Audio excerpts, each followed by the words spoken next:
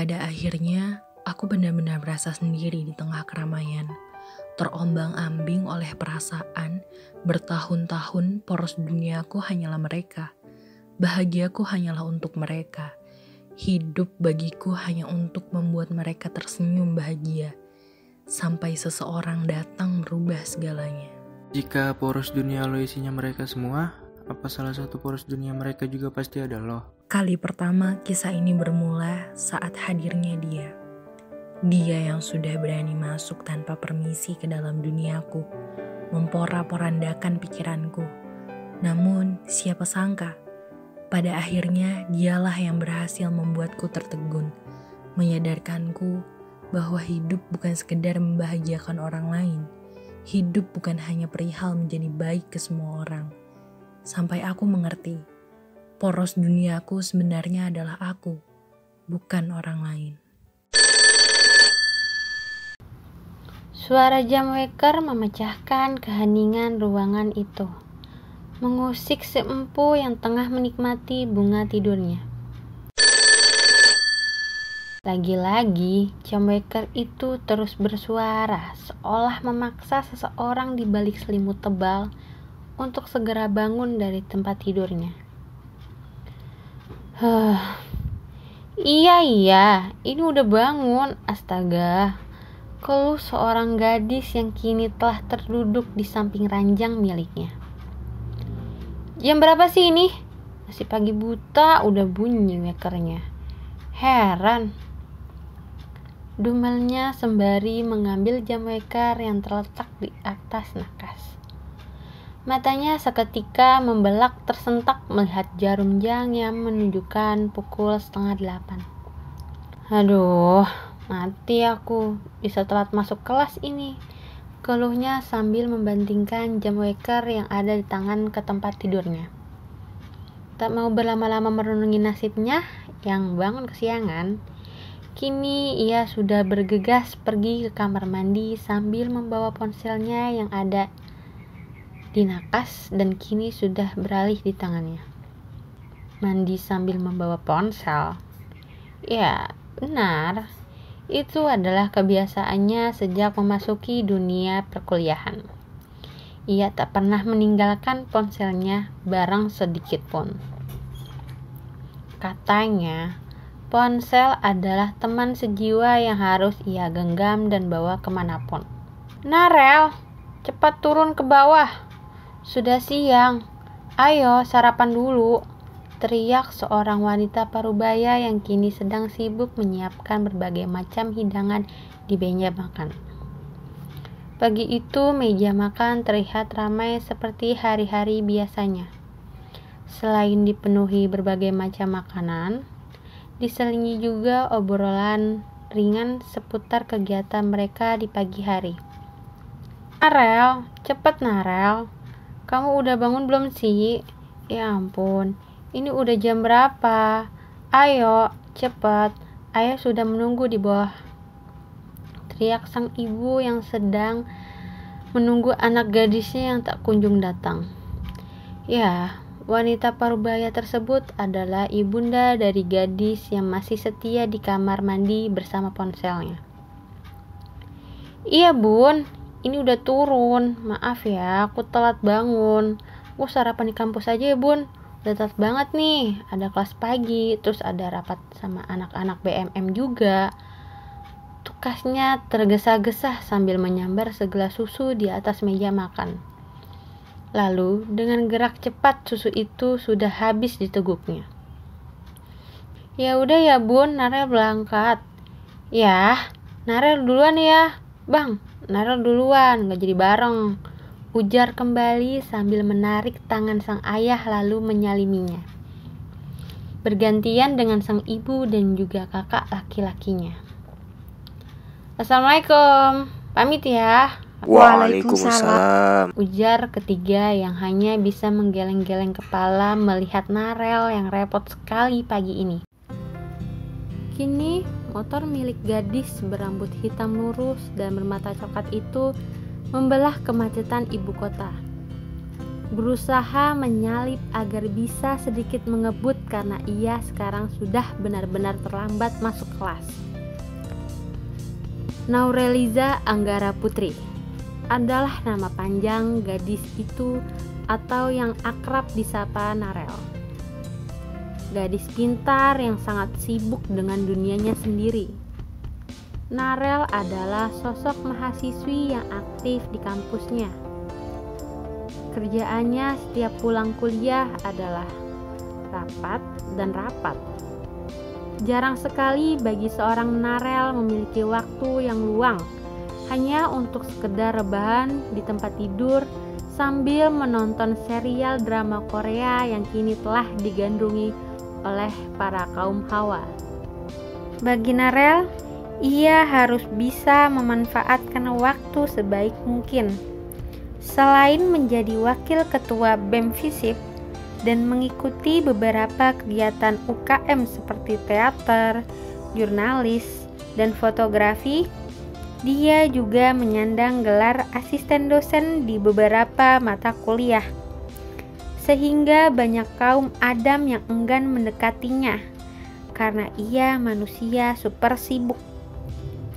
Tapi siapa sangka Narel begitu menikmati dunianya yang bahkan ia tak pernah melewatkan jadwal quality time bersama keluarganya. Kini jam sudah menunjukkan pukul 8:15. Artinya, kelas sudah dimulai sejak 15 menit yang lalu. Jika 5 menit lagi Narel tidak sampai ke kelas, ia benar-benar akan dianggap tidak hadir oleh Prof. Hadi.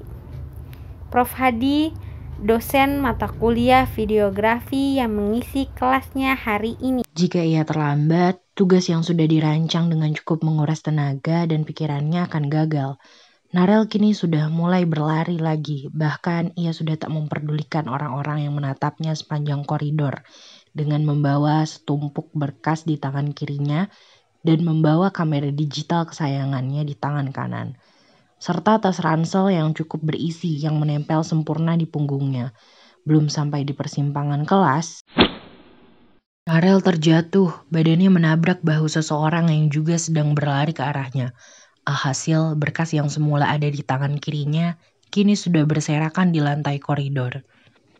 Woi, kalau jalan tuh lihat-lihat dong, pakai mata.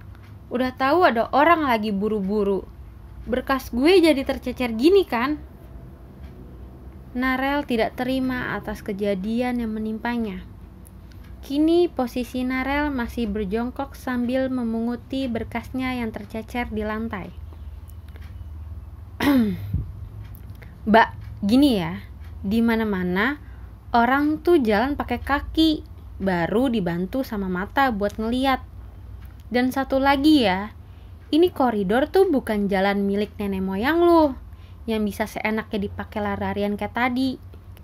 Lagian tuh, lu jatuh tuh gara-gara lu sendiri. Udah tahu kesiangan, masih aja maksa buat nyampe kelas. Mending lu tuh ke kantin sana, jajan es teh manis biar otak sama dengkul lu istirahat, ujar seorang pria dengan santainya menimpali keluh Narel. Mata Narel terbelalak mendengar apa yang pria itu katakan. Pria itu adalah orang yang beberapa saat lalu bertabrakan dengan Narel. Mas, kalau ngomong tuh dijaga ya. Udah tahu mas lihat saya lagi lari buru-buru. Tapi bukannya ngalah berhenti, malah diterusin. Kan jadi nabrak gini kan? Timpal Narel tak terima. Kini posisi Narel sudah berdiri dan berhadapan menatap pria yang tengah menatapnya acuh. Ya iyalah, gue kasih tahu malah balik ngomelin gue. Ya udah sana masuk kelas. Paling belum nyampe depan pintu udah kelar kuliahnya. Timpal pria tersebut sambil tersenyum mengejek Narel. Narel tak terima, ia jengkel mendengarnya. Siapa sih pria di depannya ini? Bisa-bisanya dia mengejek Narel. Narel menatap pria yang masih setia berdiri di hadapannya.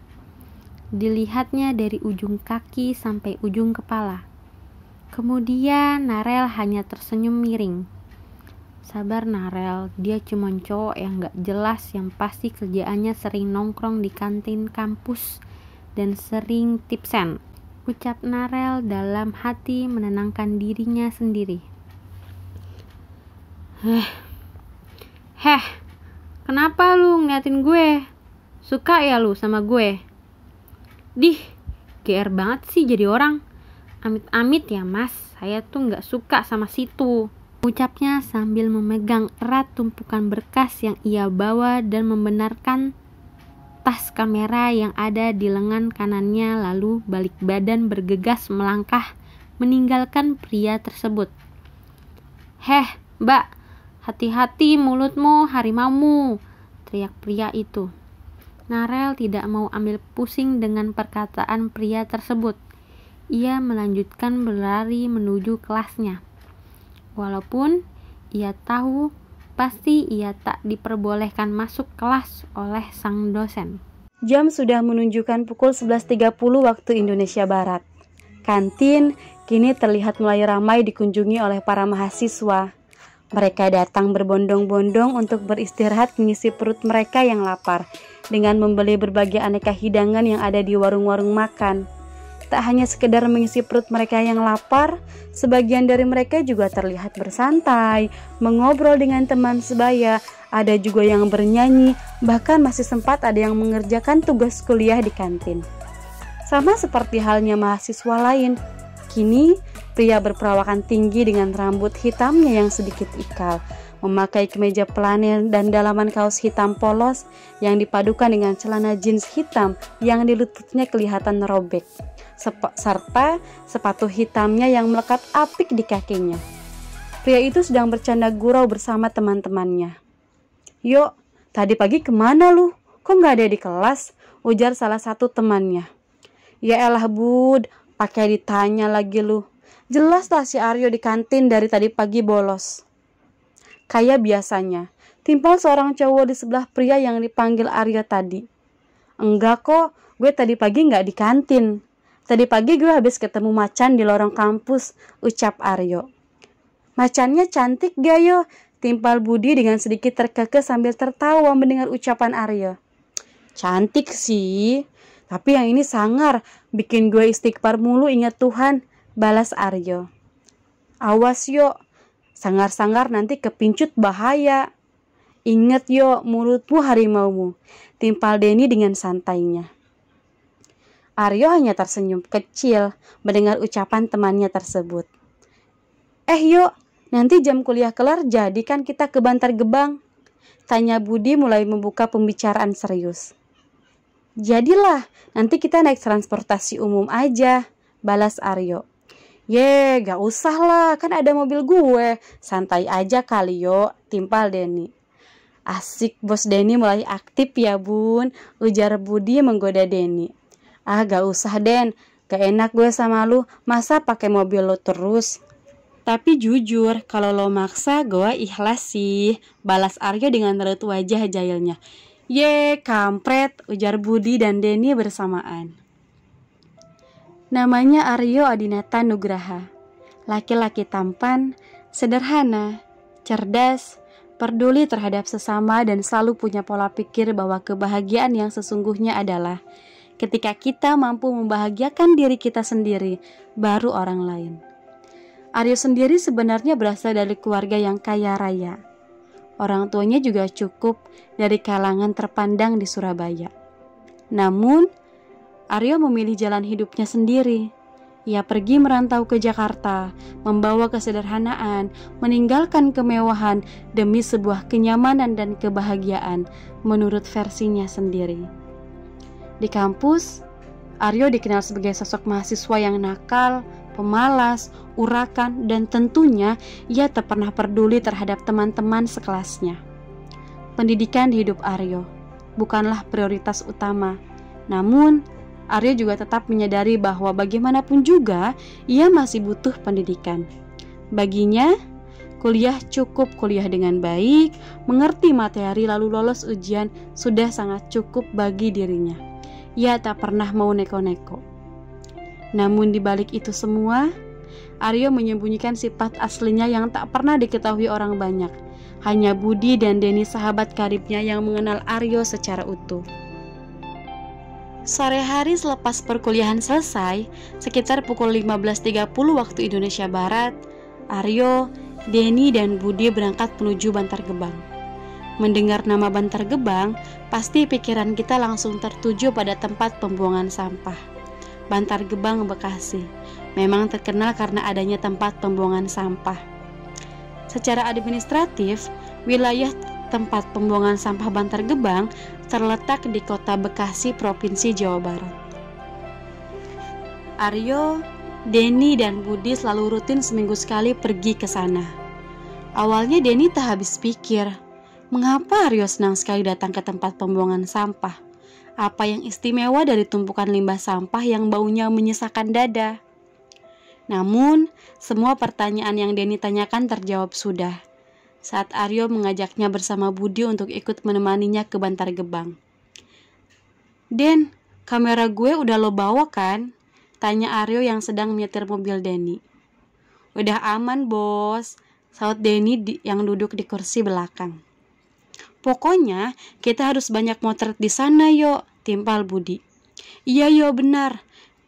Lumayan sambil lo ngajar anak-anak sambil nyari bahan juga buat lomba fotografi kita." "Tapi gue gak mau ya, kegiatan hunting foto kita mengganggu kegiatan belajar anak-anak," ucap Aryo. "Siap komandan," ucap Budi dan Denis secara serempak.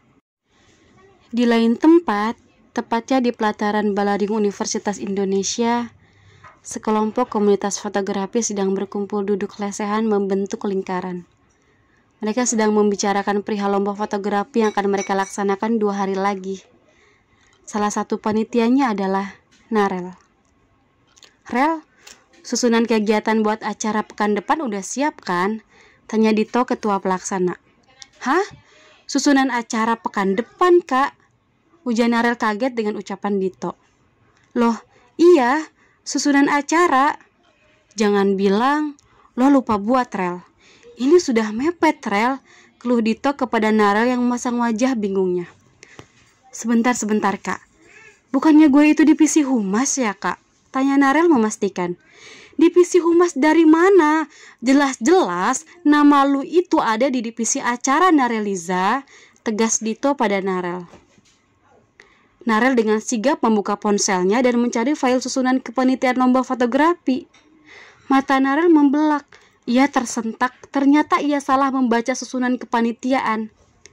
Melihat gelagat Narel yang sudah bisa terbaca oleh Dito, akhirnya Dito mengajak Narel berbicara berdua menyingkir sebentar dari teman-temannya yang lain.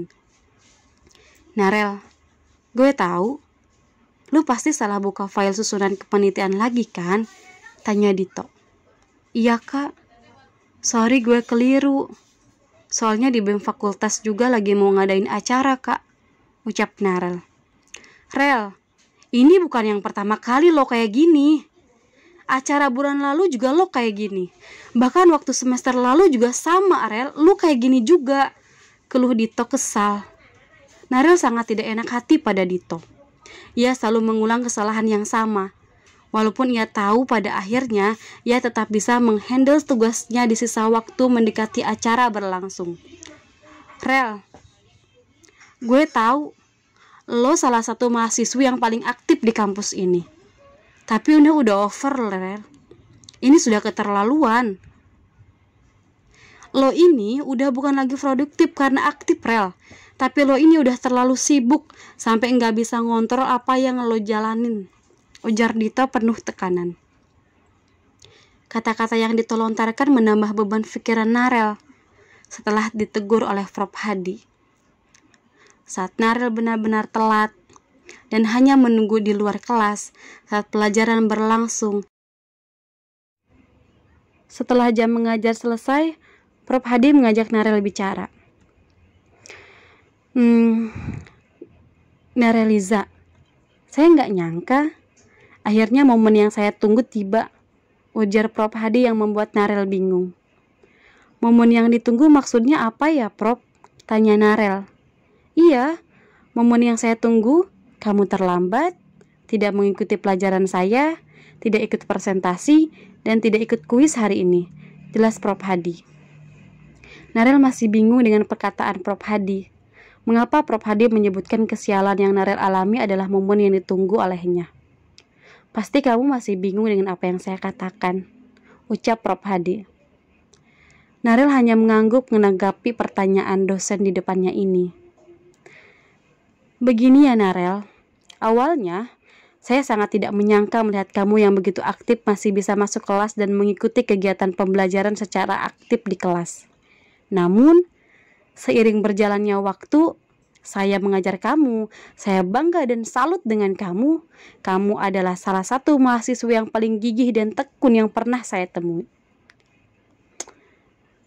Tapi, ada yang kamu lupakan Narel, jelas Prof Hadi. Apa yang saya lupakan, Prof? Tanya Narel. Kamu lupa bahwa kamu ini manusia, Narel. Sama seperti saya dan teman-temanmu. Kamu ini manusia yang bisa lelah, bisa terlambat, bisa menurun, dan bisa merusak pola pikirmu sendiri. Begini, Narel. Produktif itu bukan seberapa banyak kamu aktif dan ikut terlibat di berbagai organisasi. Lalu kamu tersendat-sendat mengiringi kewajibanmu yang lain. Produktif yang sesungguhnya adalah ketika kamu bisa mendapatkan dan menjalankan apa yang mau kamu lakukan dengan tidak menelantarkan hal-hal yang memang sudah menjadi kewajibanmu. Seperti contohnya masuk kelas saya. Jelas Prof Hadi kepada Narel. Narel kini benar-benar terdiam, tak bisa mengeluarkan argumennya sedikit pun atas ucapan Prof Hadi. Sebenarnya saya berat menyampaikan ini kepada kamu, Narel. Namun saya harus tetap mengatakannya. Nilaimu di mata kuliah yang saya ampu menurun setiap minggunya. Jawaban tugas-tugasmu juga terkadang di luar topik yang saya tanyakan. Serta satu lagi, posisimu untuk menjadi asisten saya sepertinya akan diganti dengan mahasiswa dari kelas lain. Jelas Prof Hadi kepada Narel. Narel benar-benar bingung, kaget, dan tak habis pikir. Mengapa akhirnya jadi seperti ini? Apa yang sudah Prof Hadi katakan padanya benar-benar tak pernah terpikirkan sebelumnya. Disambung lagi, posisi yang Narel incar sebagai asisten dosen favoritnya itu kini akan digantikan oleh orang lain. Sebelum ia pamit kepada Narel, Prof Hadi mengatakan, Narel, buka hati kamu lebih dalam. Rasakan, Narel, poros duniamu bukan hanya mereka. Lihat siapa dirimu lebih dalam. Ujar Prof Hadi tersenyum sambil menepuk pundak Narel, lalu berlalu meninggalkan Narel. Sejak bubarnya perkumpulan UKM fotografi sore tadi, Narel hanya diam, tak banyak bicara, dan diskusi bersama teman-temannya. Ia masih memikirkan apa yang Dito dan Prof Hadi katakan terhadap dirinya. Apakah itu adalah suatu kebenaran? Namun Narel bingung mengapa jadi seperti ini. Bukankah ia sudah melakukan semua hal dengan baik? Bukankah ia membahagiakan orang-orang sekitarnya dengan kehadirannya? Malam ini bulan bersinar terang, menerangi gelapnya malam. Hembusan angin terasa dingin menerpa kulit. Aryo kini tengah asyik melihat hasil potretnya tadi sore. Saat ia selesai mengajar anak-anak pemulung di Bantar Gebang sambil menikmati secangkir kopi instan. Bagi Aryo, kebersamaannya bersama anak-anak Bantar Gebang adalah sebuah kebahagiaan yang tak pernah ternilai harganya. Aryo juga seorang pekerja paruh waktu di salah satu coffee shop ternama di Jakarta. Dari pekerjaannya itulah Aryo bisa menghidupi dirinya sendiri tanpa meminta kepada orang tuanya. Hampir 15 menit, Aryo memilih foto yang akan ia unggah di laman sosial medianya untuk lomba fotografi yang kampusnya adakan. Meskipun awalnya penuh dengan keraguan untuk mengikuti usul dari temannya itu. Namun akhirnya Aryo mengikutinya. Aryo sudah mengunggah foto yang akan ia ikut sertakan dalam lomba tersebut. Foto yang Aryo pilih adalah foto anak-anak pemulung Bantar Gebang yang sedang membaca buku di pinggiran rumah gubuk sederhana. Dan tentunya di belakangnya terdapat pemandangan gundukan sampah. Dan tentunya juga punya nilai tersendiri menurut Aryo. Sinar mentari pagi ini menerpa hangat kulit Narel yang sejak tadi berjalan dengan langkah yang gontai.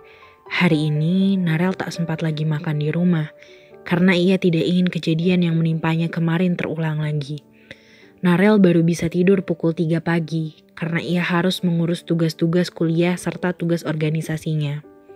Dan entah mengapa malam itu Narel merasa sangat lelah dengan aktivitasnya, padahal biasanya ia tak pernah merasakan hal seperti itu.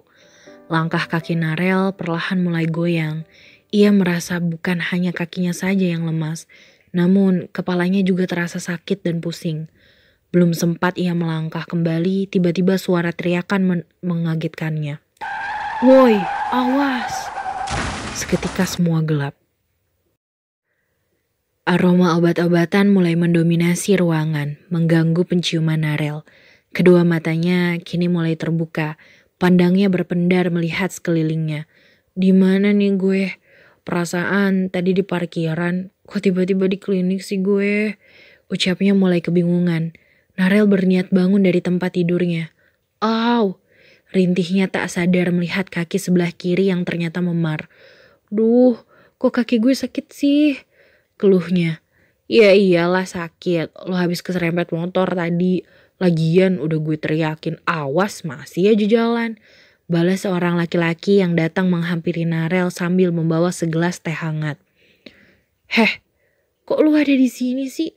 Jangan bilang ke gue kalau emang gue yang nolongin lo. Kenapa? Nggak suka? Nggak terima?" Ucap Aryo memotong ucapan Narel. Mengetahui bahwa Aryo yang menolong dirinya, Narel merasa serba salah. Mengapa harus Aryo dari sekian banyak orang yang berlalu lalang di kampus? Kenapa harus Aryo? "Ya udah, nih minum dulu teh hangatnya. Gue tinggal balik ke kelas ya," tukas Aryo sambil menyodorkan segelas teh hangat yang sejak tadi ia pegang. Makasih ya, panggil aja gue Aryo," balas Aryo memotong kembali ucapan Narel. "Ya, makasih Aryo," balas Narel dengan ekspresi senyum terpaksa.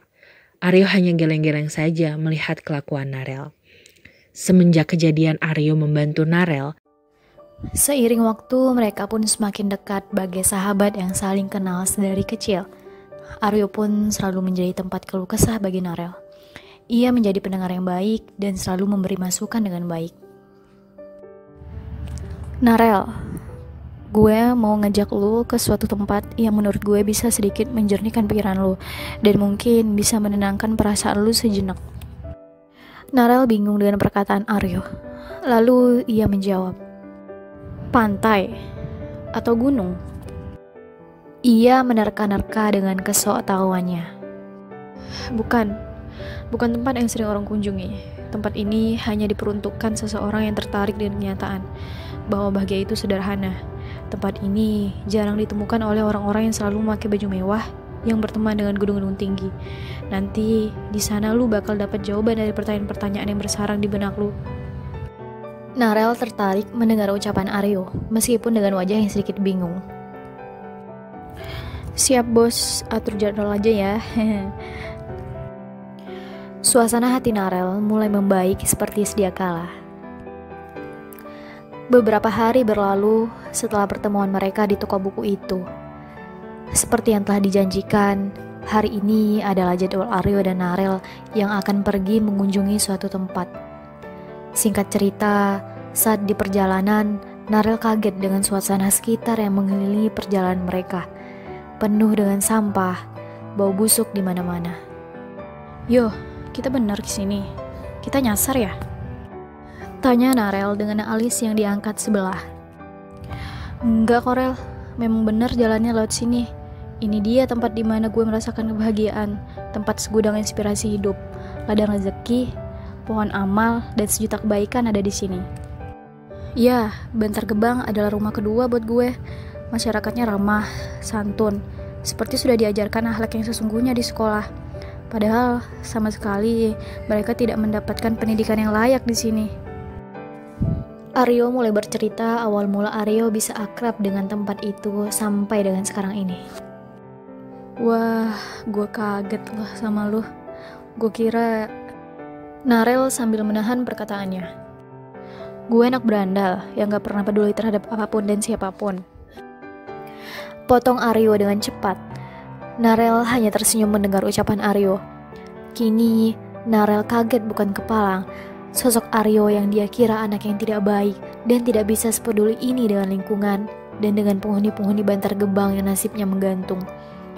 Di lain sisi, si gadis yang hidupnya penuh dengan segala kecukupan itu dibawa ke tempat yang baunya menyengat habis-habisan, hingga masker pun tak mampu menghalangi aroma di tempat itu. Tetapi tidak dengan Aryo. Ia sudah terbiasa dengan bau yang tak sedap itu. Seperti sudah menjadi aroma kerinduan baginya setelah beberapa hari tidak berkunjung. Selama hampir 2 jam, Aryo dan Narel berada di tempat itu. Narel banyak belajar dari Aryo, mulai dari kebersamaan, kesederhanaan, sampai dengan kesempurnaan yang sesungguhnya. Tak lupa mereka mengabadikan momen jarang yang Narel dapatkan selama 20 tahun hidupnya yang telah ia jalani selama ini. Ternyata Narel sadar bahwa ia selama ini hanyalah berambisi mengenai hidupnya tanpa memikirkan apa yang akan terjadi ke depan. Dan teguran Profesor Hadi akan selalu terbesit di kepalanya. Pantas saja Profesor Hadi negur gue beberapa minggu lalu. Gue gadis yang punya segudang ambisi berlebihan. Gue terlalu memaksakan kemampuan yang gue punya, menekan diri sendiri dengan keadaan sekitar, dan gak pernah mikirin bahwa diri gue juga perlu istirahat. Selama ini, gue terus-terusan ngasih makan ego sama diri sendiri. Lagi-lagi Narel melamun setelah lelah berdiri di tempat yang antah berantah. Ia duduk di gubuk terbengkalai yang beralaskan sampah sambil memikirkan dirinya dengan memegang tumbler yang selalu ia bawa kemanapun ia pergi. Dan cukup beberapa tegukan yang buat tenggorokannya basah. Aryo, terima kasih telah mengajarkan kesederhanaan yang sebenarnya. Ternyata roda dunia tak selamanya sama. Masih banyak yang mematung di sini, seolah menunggu tuannya datang. Ucap Narel dengan nada sedih menahan air mata yang akan jatuh sambil memukul pelan bahu Aryo. Aryo mengusap punggung Narel seolah memberikan energi hangat agar bisa menenangkan sejenak hati Narel. Waktu kian bergulir. Tak terasa kini sudah sampai 1 tahun pertemanan Aryo dan Narel. Aryo sudah menjadi teman curhat Narel selama ini. Semenjak mengenal Aryo, Narel mengubah semua pola pikirnya yang ia susun dengan lebih sederhana. Kini, Narel lebih bisa menghargai dirinya. Ia tetap menjadi mahasiswa yang aktif dan produktif, tapi bukan sekedar lagi sibuk sana-sini. Narel lebih bisa mengontrol dirinya. Ia juga tak lupa dengan Tuhannya yang selama ini telah menemani dirinya. Narel benar-benar berubah menjadi wanita yang berbalut kesederhanaan. Begitulah pajangan dari Aryo selama Narel berteman dengannya. Namun, diam-diam, Narel menaruh hati kepada lelaki yang kali pertama ia kenal di lorong kampus. Menaruh harap kepadanya. Urusan hati siapa yang tahu. Narel termasuk wanita yang tidak mudah mendapatkan kenyamanan dari seorang laki-laki. Namun ternyata Aryo mampu meluluhlantahkan hatinya. Seiring dengan kedekatan mereka, perasaan itu mulai tumbuh. Perasaan yang membuat hatinya berdebar tiap kali memikirkan Aryo. Ya, Narel telah jatuh cinta pada Aryo. Suatu pagi di perpustakaan saat Narel dan Aryo sudah janjian untuk mencari buku bahan bacaan untuk mata kuliah pertama mereka di pagi itu. Yuk, gue mau ngomong sesuatu sama lu. Dengan cepatnya Narel melontarkan pertanyaan serius. Iya boleh, ngomong aja. Jawab Aryo santai sambil membuka halaman buku lembar demi lembar. Kan kita udah kenal lama, udah saling nyaman juga satu sama lain. Lu gak ngerasain sesuatu yang beda gitu antara gue sama lu? Rasanya lu terlalu susah untuk gue tebak yuk. Jelas Narel pada Aryo. Sambil menahan tawa, Aryo menjawab dengan tidak serius. Lo demam ya semalam? Udah, mending kantin aja yuk. Ujar Aryo. Narel sedikit menyesal dengan pertanyaan yang malah membuatnya malu. Gak deh yuk, gue ada kelas pagi soalnya. Gue duluan ya. Narel mengalihkan pembicaraan. Sebenarnya Aryo paham maksud pertanyaan Narel, namun ia tak ingin Narel berharap lebih padanya. Saat Narel melangkahkan kakinya, tiba-tiba, sebenarnya Gue punya orang spesial yang udah nunggu gue dari beberapa tahun lalu. Namanya Niken. Dia teman SMA gue sewaktu sekolah di Surabaya. Gue udah lama kenal dekat sama Niken. Buat gue, Niken adalah rumah. Niken selalu ada buat gue. Di saat gue berada di titik paling rendah sekalipun, dia masih setia nemenin gue untuk bangkit lagi. Gue udah janji sama dia bakal datang dengan niat baik untuk menemui orang tuanya. Gue sama Niken sudah saling komitmen sejak jarak menjadi pemisah kita. Rencananya tahun depan setelah lulus kuliah gue bakal lamar dia. Narel terdiam. Tubuhnya kini menegang kaku. Hatinya teriris mendengar ucapan Aryo. Dadanya terasa sesak sekali. Udara sekitarnya sekarang menjadi pengap. Pulpuk matanya sudah terasa panas. Ingin sekali rasanya Narel menangis. Walah, pasti Niken bahagia nih bisa dapetin Mas Aryo. Narel berusaha kuat dengan mengucapkan kata-kata itu. Yaudah ya, gue duluan nih ke kelas, nanti telat lagi. Ia langsung bergegas pergi. Dan ini adalah kali pertama ia merasakan sakitnya jatuh cinta. Aryo membalas Narel dengan senyuman. Narel memulai mata kuliah pertama diiringi dan lamunan memikirkan ucapan Aryo di perpustakaan tadi. Bertemu pada ketidaksengajaan di dalam sebuah ketidakharusan. Aryo telah merobek senyum gadis manis itu, mengayun semua tentang yang telah mereka lewati beberapa tahun ini. Aryo menghancurkan pangkal pengharapan Narel dan ia menuduh dengan paksa jika Aryo menghancurkan perasaannya. Bagaimana tidak? Aryo adalah teman laki-laki akrab yang ia punya selama ini. Bulan berganti tahun. Tak terasa sudah setahun ucapan Aryo yang masih membekas di pikiran Narel. Seiring bersamaan dengan kelulusan sarjana mereka, seperti janji Aryo, ia akan pergi pulang ke kota kelahirannya, Surabaya, dan akan mempersunting wanita yang telah menunggunya selama beberapa tahun. Hari itu pula, pertemanan Narel dan Aryo dipisahkan oleh jarak, dan Aryo seolah menjadi kiasan di dalam hidup Narel. Tepat di salah satu stasiun terbesar di Jakarta, yaitu stasiun Pasar Senen, Aryo dengan koper dan tas punggungnya tak lupa tiket yang ia pegang. Narel pun pastinya berada di sana untuk mengantar temannya itu, meskipun langkah terasa berat untuk jauh dari Aryo, laki-laki yang ia suka kali pertama. Narel, terima kasih tak terhingga atas pertemanan kita selama ini, meskipun diawali dengan pertemuan yang sedikit rusuh dan menebarkan peperangan. Ucap Aryo berusaha mencairkan suasana. Pertemanan kita pasti akan tetap terjalin dan lo masih bisa menghubungi gue lewat surel ataupun video call. Kalau lo kangen sama gue, jangan sungkan buat cerita kayak biasanya. Gue janji selalu angkat telepon lo kalau jaringan internet gue bagus ya. Jangan lupa juga minum air putih yang cukup. Ingat ya Narel, lo bukan robot yang 24 jam nonstop bebas beraktivitas. Sayangi diri sendiri dulu, baru lo bisa sayangin orang lain. Ingat Narel, poros dunia lo ada di diri lo sendiri, bukan orang lain ya. Jangan sampai ketukar lagi. Ini adalah ucapan Aryo yang membuat air mata Narel jatuh teramat sangat. Kini Narel hanya bisa menunduk, mendengar ujangan perpisahan dari sahabatnya ini. Oke, sebelum keretanya datang, lo gak ada ucapan perpisahan apa kayak gitu ke gue? Ucap Aryo memecahkan keheningan di antara mereka. Narel mendongakkan kepalanya yang sedari tadi ia tundukkan. Kini wajahnya sudah memerah sebab akibat menangis. Kita masih terus temenan kan? Lirih Narel menatap Aryo. Tanpa membalas ucapan Narel, tubuh kokoh Aryo memeluk erat Narel, mengusap kepalanya, perlahan memberi ketenangan. Bukannya tenang, Narel malah semakin terisak di pelukan Aryo. Sampai-sampai kemeja flanel yang Aryo kenakan basah sebagian oleh air mata Narel. Aryo tahu Narel benar-benar merasa kehilangan dirinya, namun Aryo tetap harus pergi. Penumpang yang kami hormati, sesaat lagi kereta api Dharma Wangsa Express akan diberangkatkan dari stasiun Pasar Senen menuju stasiun akhir Surabaya Pasar Turi. Informasi yang diberikan oleh bagian keberangkatan stasiun telah membuyarkan suasana sedih itu. Kini Aryo benar-benar harus segera menaiki kereta yang akan membawanya ke kota tujuannya itu. Ya udah, gue pamit ya. Udah gak usah nangis lagi, nanti mata lu bintitan. Ujar Aryo berusaha mencairkan suasana.